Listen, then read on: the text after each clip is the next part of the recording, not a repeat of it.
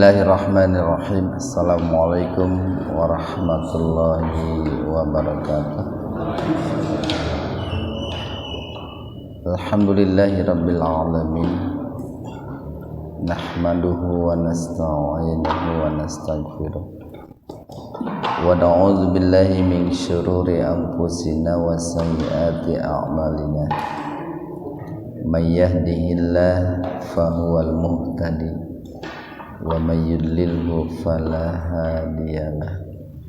Asyhadu an la ilaha illallah wahdahu la syarikalah wa asyhadu anna Muhammadan abduhu wa rasuluh, amma ba'd.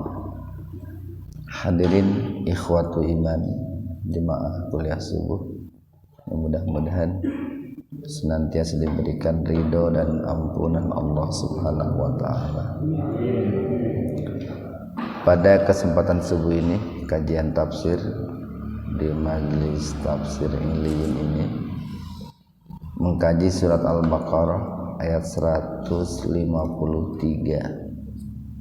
halaman 23. Al-Baqarah ayat 153.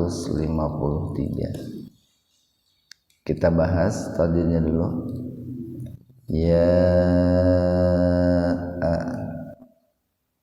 Jaiz munfasil, ada mad tabi'i alif bertemu hamzah secara terpisah walaupun nampak bersatu gitu ya, nampak dalam satu kata, padahal sebetulnya ya dengan ayyuha itu terpisah.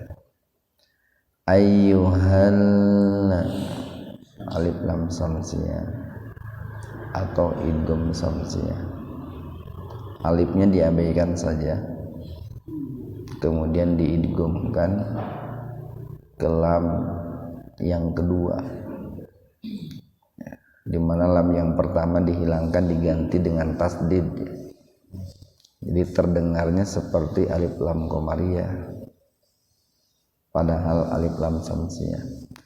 Di madhabiyah madhabi alif manu, asalnya madhabi wawu ini, namun dikarenakan setelah wawu ada huruf mati ya sinnya kan sukun itu, jadi wawunya diabaikan saja. Amanus, amanus. Jadi kalau ada dua wawu, ada dua huruf mati bertemu secara berurutan, terkadang salah satunya diabaikan. Nah sebetulnya di situ ada hamzah wasol, ista'inu. Nah akan tetapi karena sebelumnya ada kalimat, ada kata, maka hamzahnya pun diabaikan. Jadi enggak amanu ista'inu, enggak begitu. Amanu ista'inu.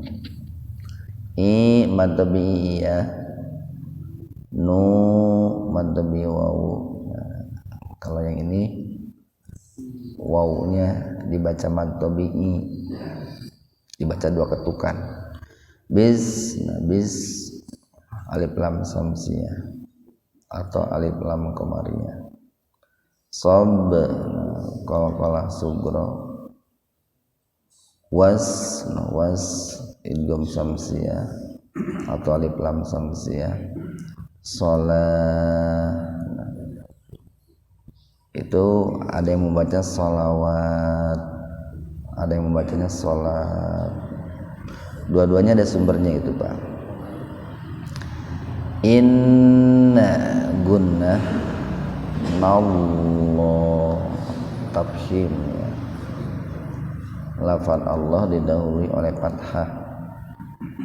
Ma'as alif lam samsiyah atau idgham samsiyah. So mad badal birin mad arid lisukun. Ikhwan fiddin arsadakumullah.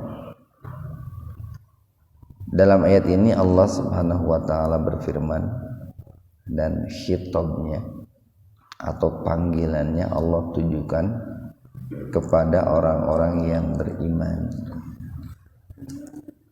Perkataannya itu Allah tujukan kepada orang-orang yang beriman.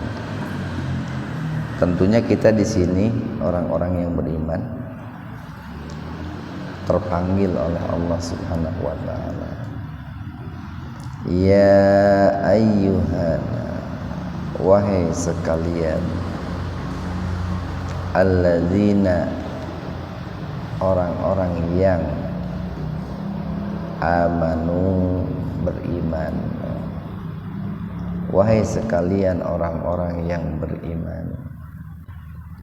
Yang tentu ini merupakan satu bentuk kehormatan ya dari Allah Subhanahu wa taala, di mana Allah memanggil kita orang-orang yang beriman. Dan tentu ada hal penting yang hendak Allah sampaikan, atau bisa juga ada berita gembira yang hendak Allah sampaikan bagi kita orang-orang yang beriman. Apa berita gembiranya itu? Ista'inu, ada tambahan alif dan sin itu. Kalau ada tambahan alif dan sin itu menunjukkan permintaan gitu. Kayak istighfar gitu. Istighfar itu kan meminta ampun itu. Jadi ista'inu, minta tolonglah. Ta'awun itu kan, ta'awun saling tolong menolong. Ta'awanu alal birri wat taqwa. Jadi ista'inu, minta tolonglah kalian wahai orang-orang yang beriman. Jadi kalian di sininya ditujukan kepada orang beriman. Wahai orang-orang beriman, minta tolonglah kalian, satu, bisabri, dengan kesabaran. Yang kedua, wa dan as-salat, dengan salat. Jadi kesabaran dan salat itu merupakan kunci kemenangan itu, Pak. Sabar dan salat itu merupakan dua alat yang bisa kita gunakan untuk meraih pertolongan Allah, untuk meraih kemenangan, untuk meraih kesuksesan, untuk meraih kebahagiaan. Makanya dalam sebuah hadis itu Rasulullah sallallahu alaihi wasallam bersabda, wa'lam anna nasra ma'as sabri. Ketahuilah bahwasanya pertolongan Allah itu datangnya bersama dengan kesabaran. Atau di balik kesabaran itu ada pertolongan. Di balik kesabaran itu ada kemenangan. Di balik kesabaran itu ada kesuksesan. Kalau dalam pepatah Arab kan dikatakan begini, man sabaro dofaro. Barang siapa yang sabar pasti beruntung. Atau ada juga pepatah Arab mengatakan as-sabru yu'inu ala kulli amalin. Kesabaran itu bisa menolong terhadap segala urusan. Jadi segala urusan itu bisa ditolong dengan kesabaran. Mau urusan apapun begitu, Pak. Mau urusan duniawi, mau urusan ukhrawi, itu perlu dibarengi kesabaran. Mau urusan kecil, urusan besar, itu perlu dibarengi dengan kesabaran. Banyak orang yang gagal itu gara-gara tidak sabar gitu. Jangankan dalam mencari surga, Pak, untuk mencari dunia saja perlu kesabaran. Seorang pedagang kalau nggak sabar gitu, 3 bulan nggak laku-laku berhenti, itu udah dagang tegas 3 bulan terame-rame eureun we. berarti kan kesabarannya nggak kuat gitu. Jadi dalam segala hal pun perlu yang namanya kesabaran.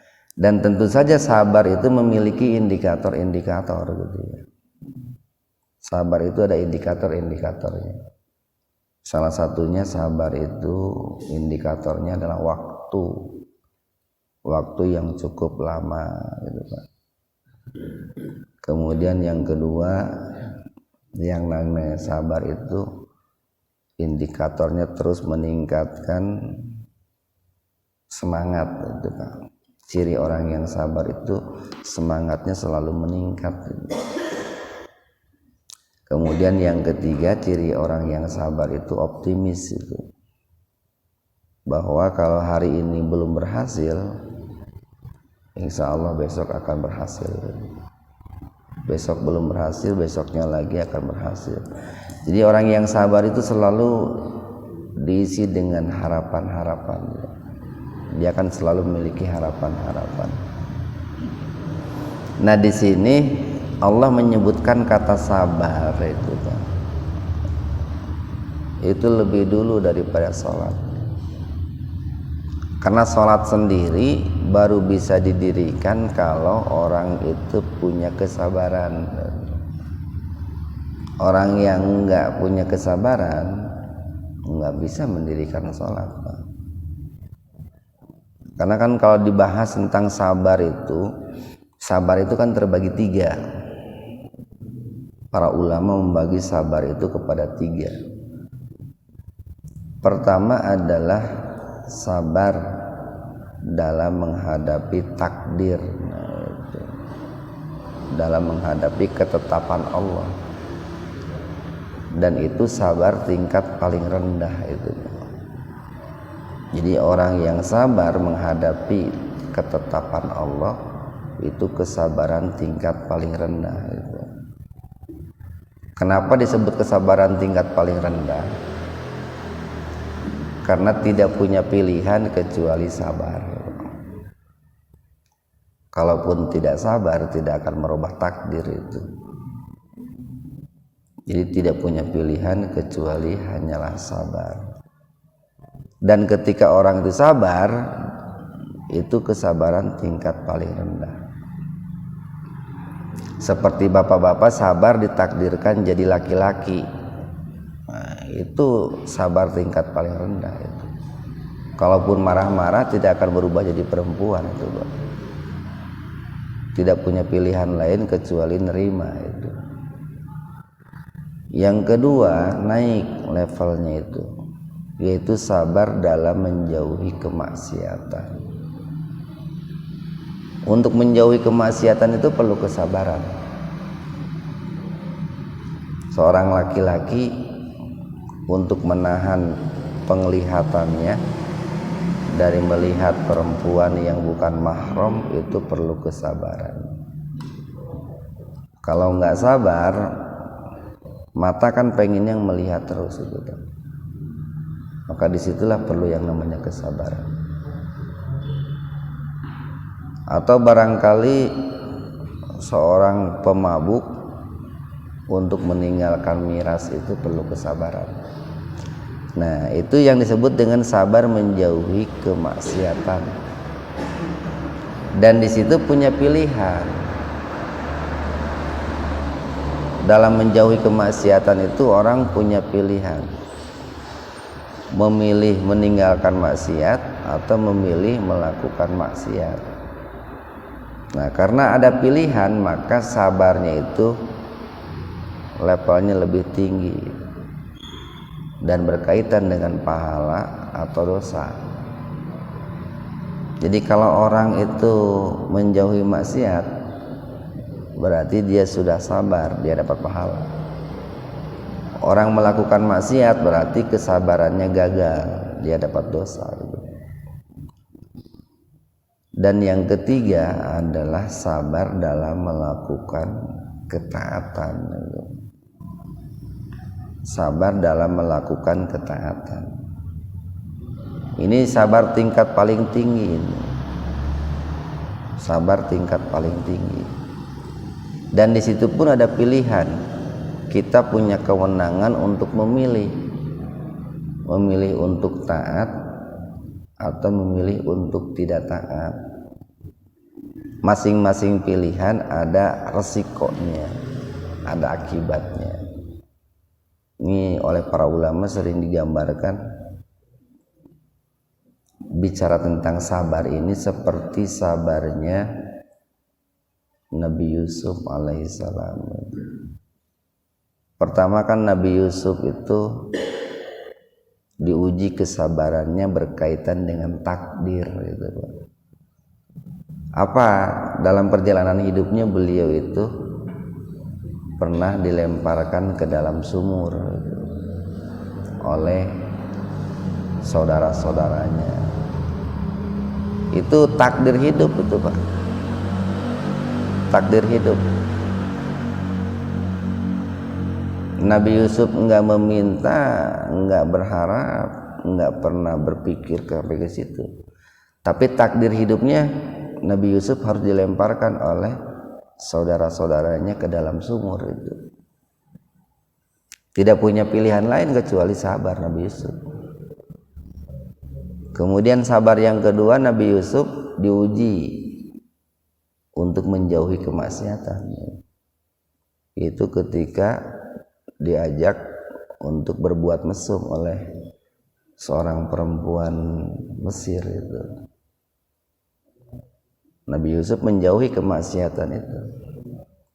Sabar yang ketiga adalah Nabi Yusuf dituntut untuk memaafkan saudara-saudaranya yang dulu pernah mau mencelakakan dirinya. Padahal pada saat itu Nabi Yusuf sangat punya potensi untuk memenjarakan saudaranya. Karena Nabi Yusuf sudah jadi penguasa di Mesir itu. Kalau seandainya Nabi Yusuf itu mau membalas dendam, memenjarakan saudaranya, sangat bisa itu. Tapi Nabi Yusuf memilih untuk sabar dalam arti memaafkan itu. Nah, itu kesabaran seperti itu. Makanya tadi dikatakan dalam pepatah Arab itu sabar itu diperlukan dalam segala urusan. Tapi tentu sabar yang benar itu sabar yang dibarengi dengan doa dan ikhtiar itu, Pak.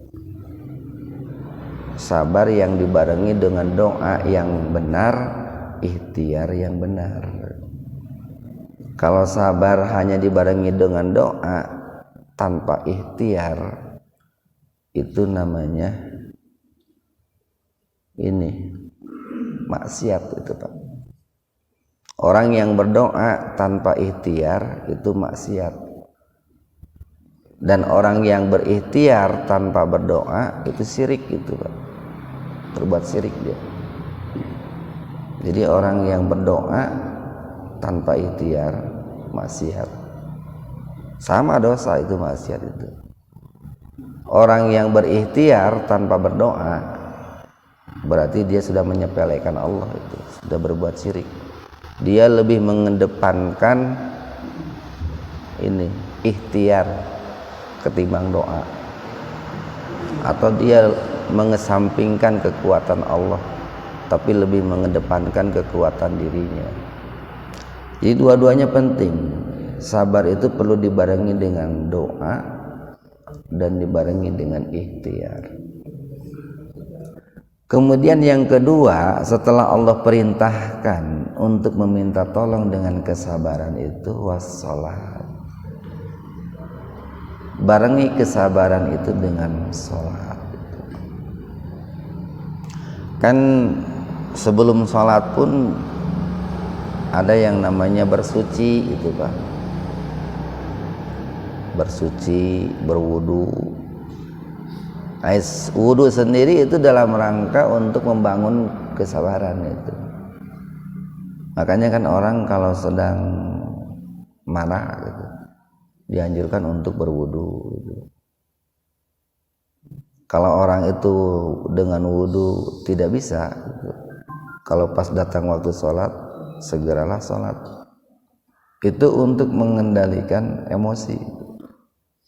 Makanya orang yang betul-betul mendirikan sholat biasanya emosionalnya lebih terkontrol, kepribadiannya lebih bagus ketimbang orang yang sholatnya kurang bagus itu.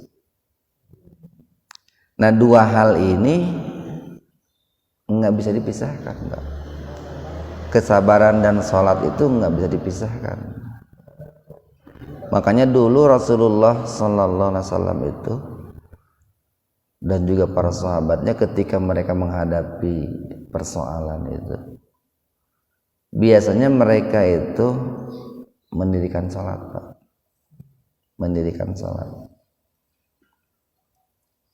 Tentu sholat di sini sholat yang dicontohkan oleh Rasulullah. Jadi kalau kita umpamanya menghadapi persoalan, cobalah bisa dengan bangun malam, Pak, sholat tahajud itu. Atau bisa dengan mendirikan sholat duha gitu, Pak. Atau bisa dengan mendirikan sholat rawatib gitu. Yang jelas sabar dan sholat itu bisa menolong.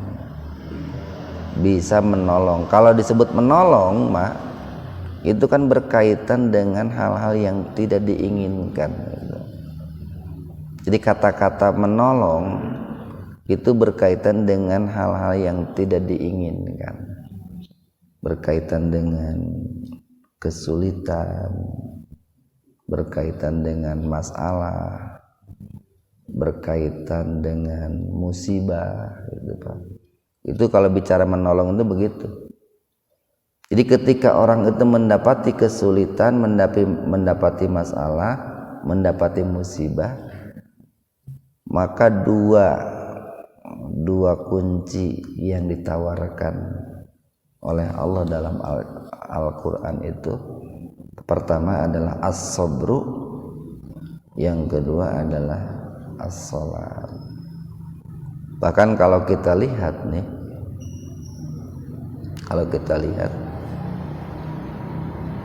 di zaman Rasulullah Sallallahu Alaihi Wasallam itu, ketika menghadapi perang gitu, Pak, menghadapi perang, biasanya ada sekelompok orang, Pak, itu yang dikhususkan di zaman Rasulullah dan para sahabat itu, khusus mereka itu hanya kerjanya itu sholat dan berdoa itu. Kerjanya itu hanya itu aja, Pak. Jadi yang lain mengangkat senjata gitu. Tapi ada sekelompok orang itu yang ditugaskan untuk sholat dan berdoa gitu. Bahkan ada beberapa sahabat yang dikenal doanya sangat makbul itu fokus saja berdoa itu, Pak. Walaupun sepintas seperti tidak ada kerjanya gitu. Padahal itu kekuatannya sangat luar biasa itu. Kekuatannya itu.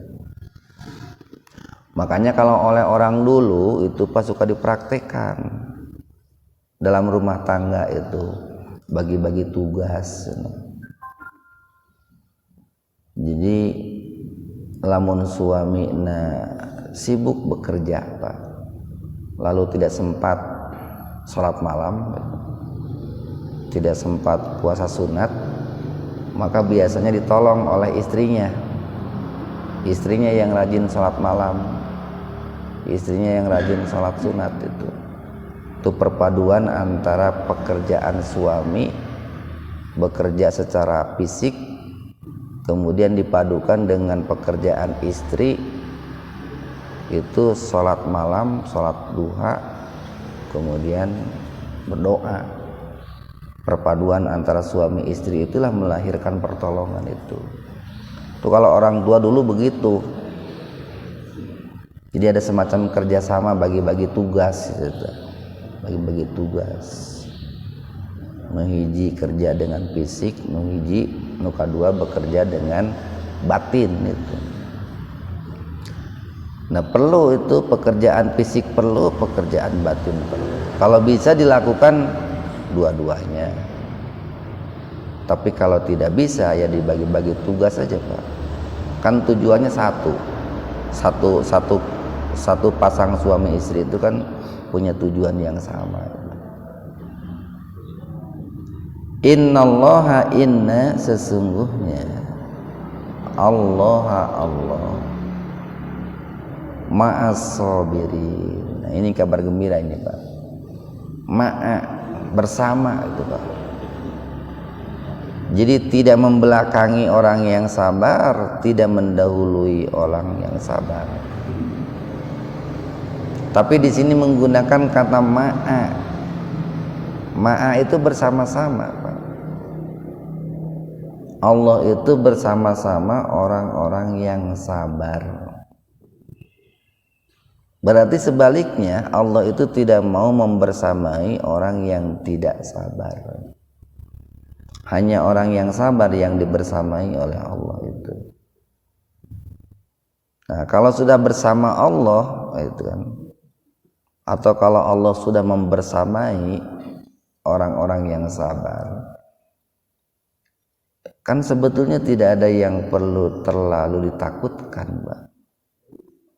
Tidak perlu ada yang dicemaskan, tidak perlu ada yang dikhawatirkan.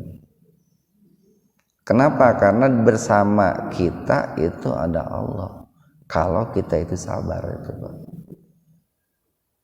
Dan di sini luar biasanya, Pak, Allah menyebutkannya itu tadi bukan bersama orang yang sholat itu, Pak, tapi justru bersama dengan orang yang sabar gitu. Seperti yang tadi kita katakan di awal, karena untuk bisa mendirikan sholat saja harus didahului dengan kesabaran. Makanya kalau dalam ayat lain itu kan diulang tuh, isbiru wasobiru warobitu.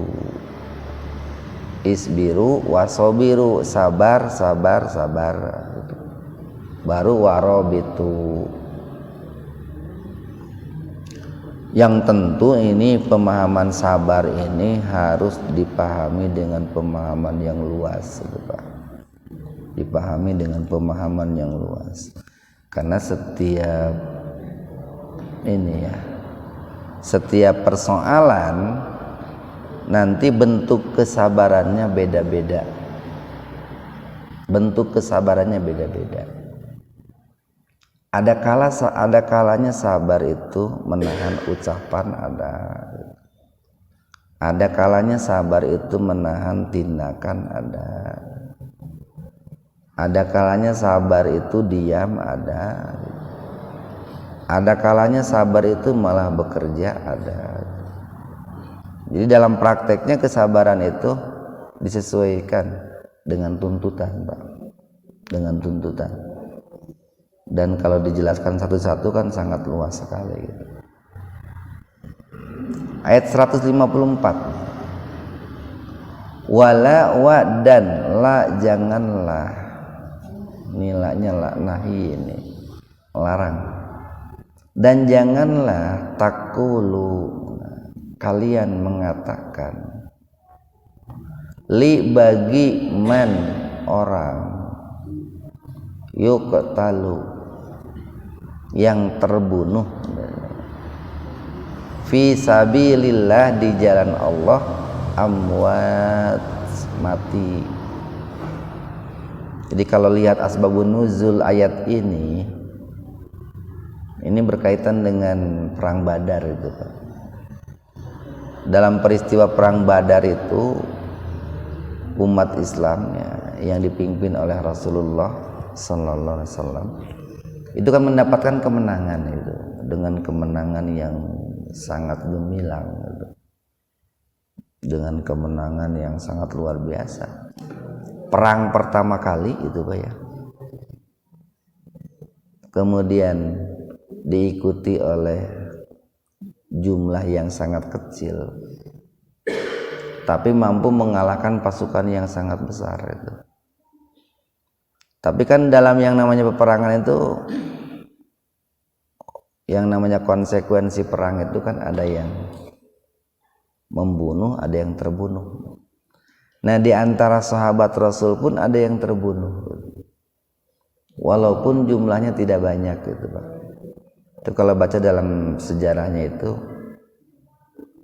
sekitar belasan lah, Pak. Jadi 8 orang dari kaum Muhajirin, 6 orang dari kaum Ansor, itu kurang lebih segitu. Itu yang gugur sebagai syuhada itu. Nah, waktu itu ada di kalangan para sahabat itu yang menyangka gitu, bahwa belasan orang sahabat Muhajirin dan Ansor yang gugur di medan Badar itu mati gitu. Maka turunlah ayat ini nih. Kalian jangan mengatakan bahwa orang yang terbunuh di jalan Allah itu mati gitu. Bal bahkan ahya'u, mereka itu hidup. Jadi orang-orang yang gugur sebagai syuhada itu mereka itu hidup. Kalau di ayat yang lain itu bal ahya'u inda rabbihim yurzaqun itu. Surat apa tuh? Bahkan mereka itu hidup di sisi Rabb mereka, yurzaqun, diberi rizki itu. Diberi rizki. Kalau di ayat ini bal ahya'u, bahkan mereka itu hidup, walakin, akan tetapi, la tas'urun, kalian itu tidak merasakan itu.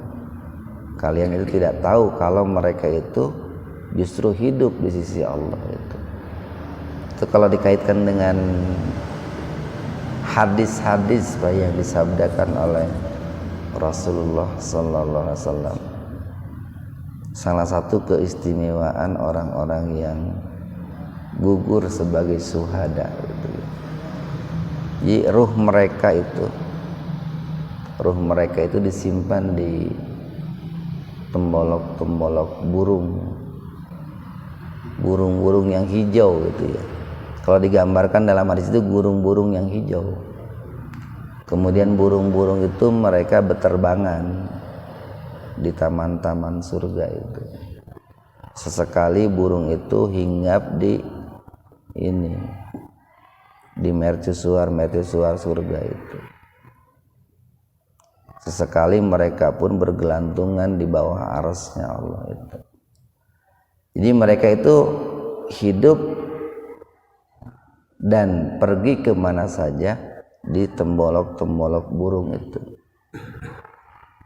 Itu bagi orang-orang yang gugur sebagai syuhada ya, orang-orang yang mati syahid di jalan Allah. Itu sebagai bentuk penghormatan dan pemuliaan dari Allah bagi orang-orang yang berjuang di jalan Allah kemudian mendapatkan syahadah itu, mendapatkan gugur sebagai syuhada. Nah, ini sebagai kabar gembira ya, sebagai motivasi ya. Dan mereka menempati posisi yang sangat luar biasa gitu. Bahkan kelak di yaumul akhir mereka diberikan kewenangan, Pak.